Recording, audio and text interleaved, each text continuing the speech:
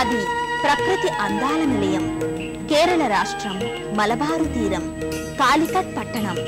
అది కురియన్ స్వస్థలం. ఆయన తండ్రి పుథేన్ పరక్కన్ కురియంది విద్యావంతుల కుటుంబం. అతడు ఎంబీబీఎస్ వైద్యుడు. ఆ కుటుంబం గోపిచెట్టియపాలెంలో స్థిరపడింది. అక్కడి బాలికల పాఠశాలలో కురియన్ ఓనమాలు దిద్దుకున్నాడు. 5వ తరగతి పూర్తయింది. ఖిలాఫత్ ఉద్యమం ఊపు అందుకున్న కాలమది. మోప్లాల తిరుగుబాటు, అత్యాచారాలు, జనహననం, ఈ ఊచకోతలకు, అన్యాయాలకు కేరళ గుండె చెదిరిన సమయమది. ఆ మారణకాండకు కురియన్ తండ్రి చలించిపోయారు. తన బిడ్డకు వైద్య విద్య చెప్పించరాదని నిశ్చయించారు. ఇంతలో తండ్రి మరో చోటికి బదిలీ అయ్యారు. కురియన్ మన్నార్ గుడిలో తన విద్యాభ్యాసం కొనసాగించారు. అటు తర్వాత చెన్నైలో బీఎస్సీ ఫిజిక్స్ పూర్తి చేశారు.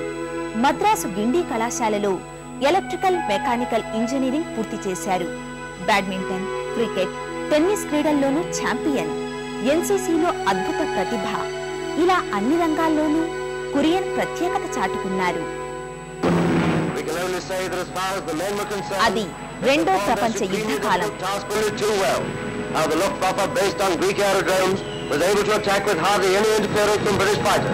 సైన్యంలో ప్రవేశించే అవకాశం కురియన్ తలుపు తట్టింది. కానీ కుటుంబీకుల ఒత్తిడితో ఆ అవకాశం వదులుకున్నారు. అనంతరం జంషెడ్పూర్ పయనం. టాటా స్టీల్ అండ్ టెక్నికల్ సంస్థలో మేనేజ్మెంట్ కోర్సు పూర్తి. ఆ తర్వాత అమెరికాలో పోస్ట్ గ్రాడ్యుయేషన్. అమెరికా నుంచి వచ్చాక గుజరాత్లోని ఆనంద్లో డైరీ ఇంజనీర్గా నియామకం.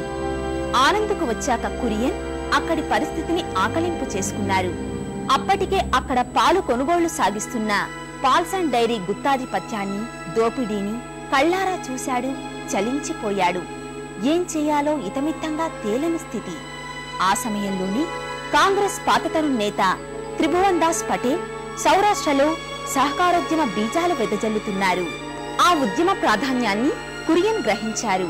తను నడవాల్సిన బాట ఏమిటో బోధపడింది. అమూల్ పరిశ్రమ స్థాపించడానికి, విజయవంతం కావడానికి కీలకమైన వ్యక్తి సర్దార్ వల్లభాయ్ పటేల్. ఆయన దూరదృష్టి వల్లే సంస్థ ఆవిర్భవించింది. స్వాతంత్ర్యానికి ముందు రైతులకు వారు ఉత్పత్తి చేస్తున్న పాలకు సరైన రాబడి లేదన్న విషయాన్ని పటేల్ గ్రహించారు. రైతుల పాల ఉత్పత్తికి ఒక పాల సమీకరణ కేంద్రం, శీతలీకరణ కేంద్రం, మార్కెటింగ్ విధానం ఉంటే బాగుంటుందని ఆయన భావించారు. రైతులంతా ఐకమత్యంతో ఉండి పరస్పరం సహకరించుకుంటే ఒక సహకార పాల ఉత్పత్తి కేంద్రం స్థాపించవచ్చని, దానిని ఆ సహకార సభ్యులే నిర్వహించుకోవచ్చనే ఆలోచనకు ఆయన వచ్చారు. మొరార్జీ దేశాయ్తో కలిసి అన్ని గ్రామాల్లో తిరిగి గ్రామ సహకార పాల కేంద్రాలను ఏర్పాటు చేయాల్సిన ఆవశ్యకతను చెప్పారు. అప్పుడు మొరార్జీ దేశాయ్ పటేల్ సలహా ప్రకారం అన్ని గ్రామాల్లోని పాలను కైరా జిల్లా ఆనంద్ పాల కేంద్రానికి తరలించే విధంగా ఏర్పాట్లు చేశారు. అది అంచెలంచెలుగా రాష్ట్రంలోని అన్ని జిల్లా కేంద్రాల్లో ఆయన సహకార పాల కేంద్రాలను నెలకొల్పే వరకు వెళ్ళింది. నేను అమూల్ సంస్థకు చైర్మన్ గా ఎదిగాను.